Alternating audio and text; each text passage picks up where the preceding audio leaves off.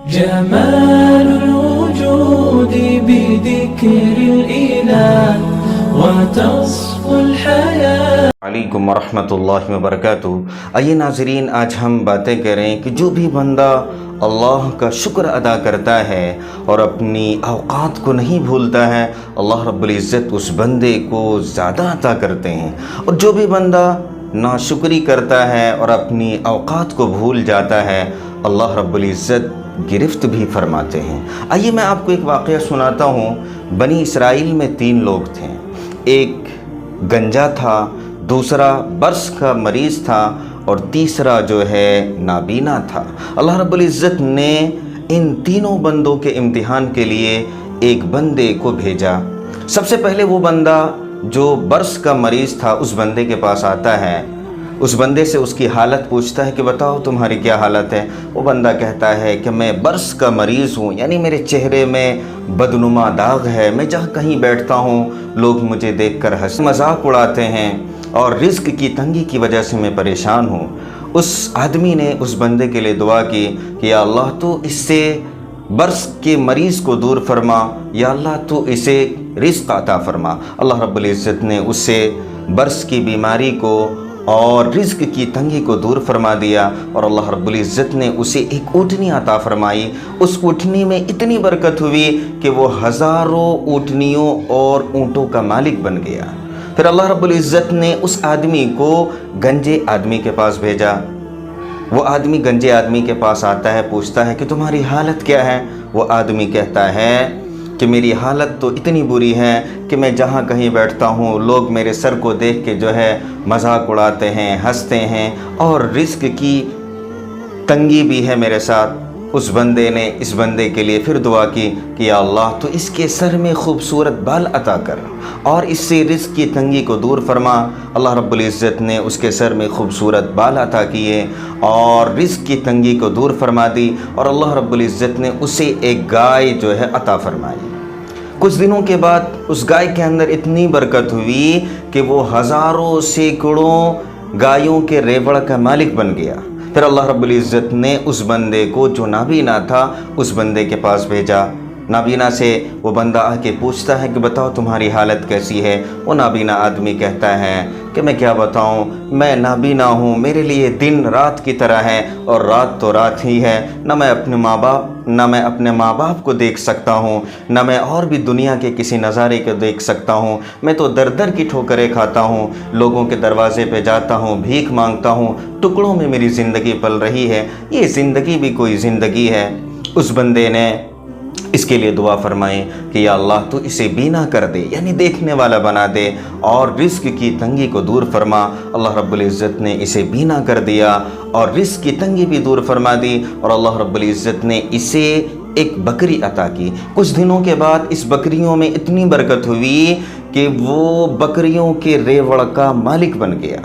اب اللہ رب العزت نے پھر ان تینوں کے امتحان کے لیے اسی بندے کو بھیجا.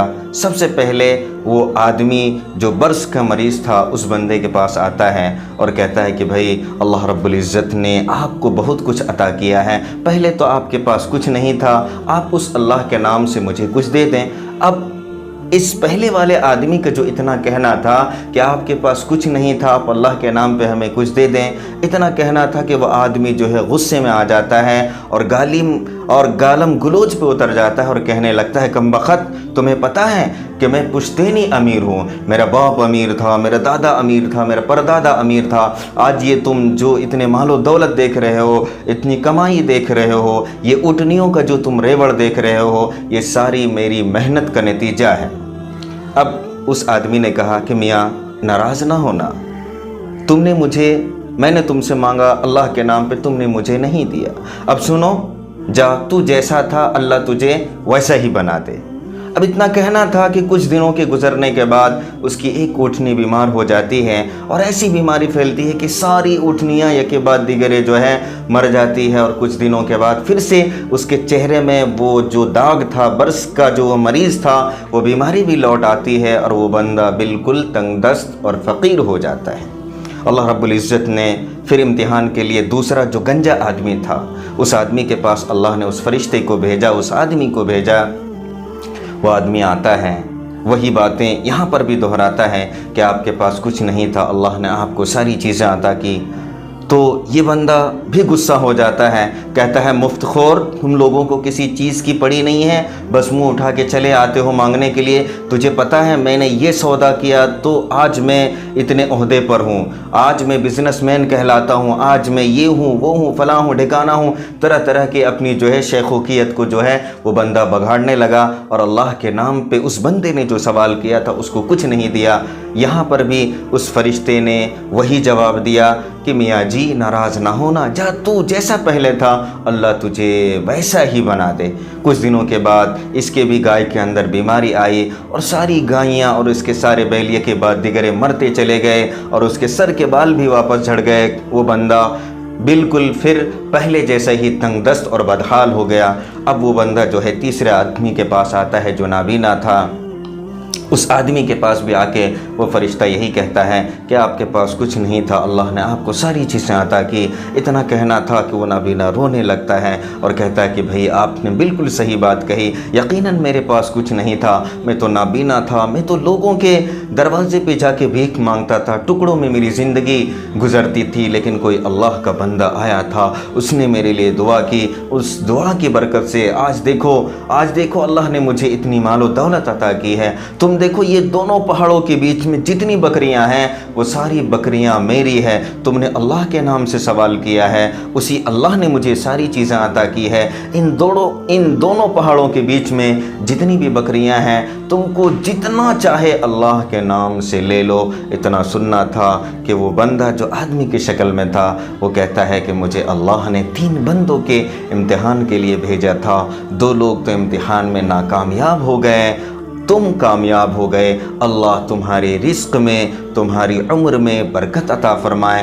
2 لوگ اپنی اوقات کو بھول گئے، تم اپنی اوقات کو نہیں بھولے۔ تو ناظرین اس واقعے سے ہمیں یہ سبق ملا کہ اگر اللہ نے ہمیں کوئی چیز عطا کی ہو اور اگر اللہ کی راہ میں خرچ کرنے کی باری آتی ہو تو ہمیں کبھی بھی گریز نہیں کرنا چاہیے۔ اللہ ہم تمام کو عمل کی توفیق عطا فرمائے۔